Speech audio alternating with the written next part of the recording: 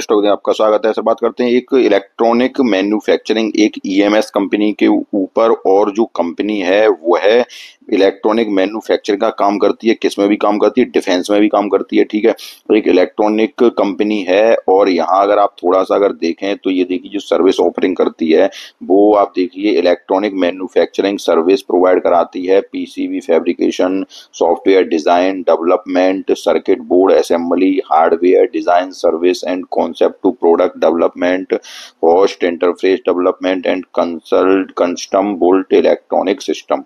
उसके बाद अब कंपनी चर्चा में क्यों, कंपनी का शेयर प्राइस लगातार क्यों भागता चला जा रहा है, अगर उसको देखें तो कंपनी के जो क्लाइंट हैं वो आप देखिए डीआरडीओ है, इंडियन आर्मी है, इंडियन नेवी है। और ये उसके बाद इसका मतलब समझ में आया कि कंपनी डिफेंस में भी काम करती है। अगर यहाँ डाइवर्सिफिकेशन में देखें तो कंपनी ने Apollo defence industry private limited for diversification and expense into the defence industry.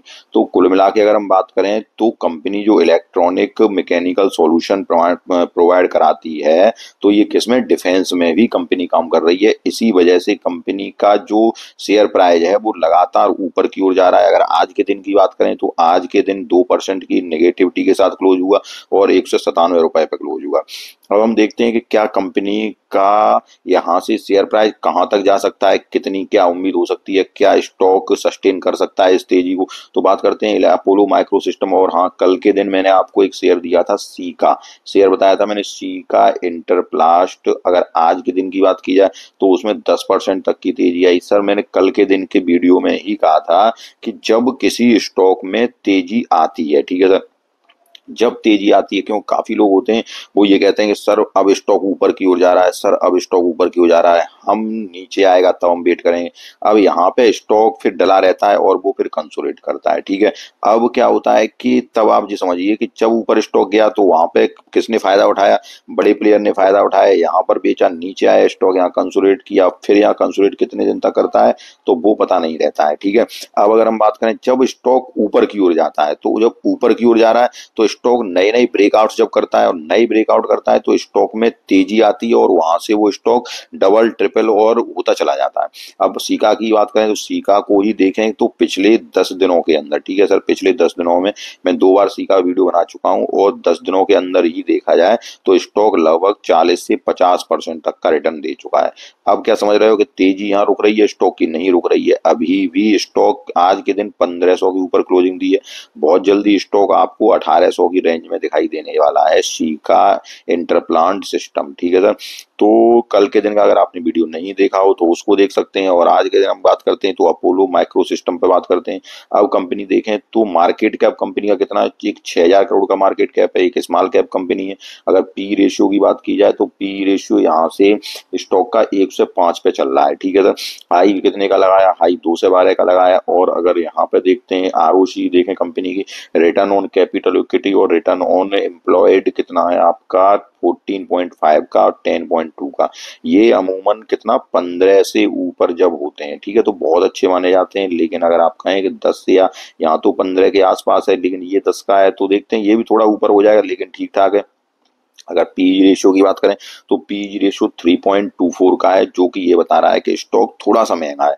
लेकिन अगर 1 से कम होता है पीई रेशियो तो आपको पता चलता है कि कंपनी का जो स्टॉक प्राइस है वो सस्ता है, लेकिन 1 से ऊपर है तो थोड़ा सा महंगा कह सकते हैं। उसके बाद अगर यहाँ देखें तो कर्जा कंपनी के पास 0.49 का है, डेब्ट टू इक्विटी 1 से कम है तो चलेगा, कोई दिक्कत की बात नजर नहीं आ रही है। ठीक है सर, अभी तक तो। उसके बाद अगर पेट्रोस की स्कोर की बात की जाए तो 5 का पेट्रोस की स्कोर है। पेट्रोस की स्कोर में 9 अंक होते हैं और 9 में से कंपनी कितने मिल रहे हैं?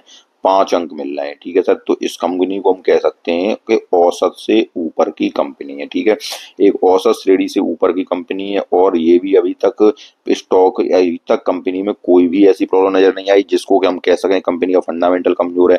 अगर प्लेज परसेंटेज की बात की जाए तो 46% शेयर प्लेज्ड है, जो कि ये दर्शा रहा है। अब ये जो मुख्य रूप से बात आई कि स्टॉक कंपनी के 46% के जो स्टॉक प्लेज्ड हैं, तो ये थोड़ी सी ये कंसर्न है कि कंपनी को हमें इस प्रकार से देखना है कि एक तो स्मॉल कैप कंपनी है, ठीक है, और उसके बाद क्या है कि शेयर प्लेज्ड है कंपनी के, तो हमें कितना अमाउंट लगाना है, हमें अमाउंट, क्योंकि रिस्की कंपनी थोड़ी आ जाती है, तो अमाउंट ही हम उतना ही लगाना है जितना कि हम रिस्क झेल सकें, ठीक है। सेल्स ग्रोथ अगर बात की जाए तो 3 साल की सेल्स ग्रोथ 32.2% है, जो कि जबरदस्त नजर आ रही है। अगर होल्डिंग्स करेंट रेशियो की बात करें तो 1.74 का, ये जितना करंट रेशियो हो उतना ही अच्छा रहता है। उसके बाद डीआई की होल्डिंग्स की बात करें तो 1.41 की है। तो ये तो रहा इसका कंप्लीट फंडामेंटल। आगे अगर बात करते हैं तो आगे अगर आप इस पे थोड़ा सा रिजल्ट पे नजर डालिए तो रिजल्ट को अगर हम देखें तो क्वार्टरली रिजल्ट सेल्स इस बार की देखिए आप, सेल्स लगातार कंपनी की बढ़ती चली जा रही है। 52 करोड़ से सेल्स कहाँ तक पहुंच गई, 162 करोड़ तक पहुंच गई, ठीक है। अगर 3 साल में सेल्स कंपनी की 50 करोड़ से 3 गुनी पहुंच गई है, ठीक है, 3 साल में। उसके बाद अगर आगे देखें ऑपरेटिंग प्रॉफिट मार्जिन की बात करें तो 22% का ऑपरेटिंग प्रॉफिट मार्जिन है। उसके बाद अगर यहाँ अगर देखें तो नेट प्रॉफिट की बात की जाए तो नेट प्रॉफिट भी आपका 14 करोड़ का है इस बार का, ठीक है। अब थोड़ा सा ये क्वार्टर टू क्वार्टर है, ये क्वार्टर टू क्वार्टर है सर, ठीक है। तो इस बार का जो नेट प्रॉफिट है वो थोड़ा डिक्लाइन हुआ है, 18 से 14 करोड़ हो गया है। उसके बाद अगर आगे नजर डाली जाए तो साल दर साल का प्रदर्शन देखें तो साल दर साल का प्रदर्शन कंपनी का ठीक ठाक है, और 562 करोड़ की पहले 372 करोड़ से 562 करोड़ की सेल्स हो गई है। ऑपरेटिंग प्रॉफिट मार्जिन 23% का हो गया है, 18% से बढ़कर 23%। ऑपरेटिंग प्रॉफिट मार्जिन की बात की जाए तो ऐसे आप समझ लीजिए, अगर आप कोई धंधा करते हैं तो धंधा में आपको मान लो बचा तो कितने भी रुपए रहे, धंधा मान लो सेल कितनी भी हो रही है आपकी, लेकिन आपको बच क्या रहा है, आपका सब कुछ खर्चा वर्चा निकाल के क्या बच रहा है, तो वो मार्जिन है आपका 23%। मार्जिन बहुत अच्छा होता है, कोई दिक्कत नहीं है। उसके बाद अगर यहाँ प्रॉफिट पे अगर देखा जाए तो प्रॉफिट 57 करोड़ का, 32 करोड़ से बढ़कर प्रॉफिट कितना हो गया, 57 करोड़ का हुआ है साल दर साल प्रदर्शन कंपनी का, ठीक है। बैलेंस शीट की बात की जाए तो बैलेंस शीट मजबूत निकल के आ रही है। 31 करोड़ के रिजर्व हुआ करते थे कंपनी के, आज 578 करोड़ के रिजर्व है। कर्जा देखिए तो कर्जा उस अनुपात में बढ़ा है लेकिन ज्यादा नहीं बढ़ा है। उसके बाद अगर फिक्स्ड एसेट की बात की जाए तो फिक्स्ड एसेट भी कंपनी के लगातार बढ़ते चले जा रहे हैं, जो एक अच्छी कंपनी की निशानी है। कार्य प्रोसेस में देखें CWIP तो काम भी प्रोसेस चल रहा है, 59 करोड़ का काम चल रहा है।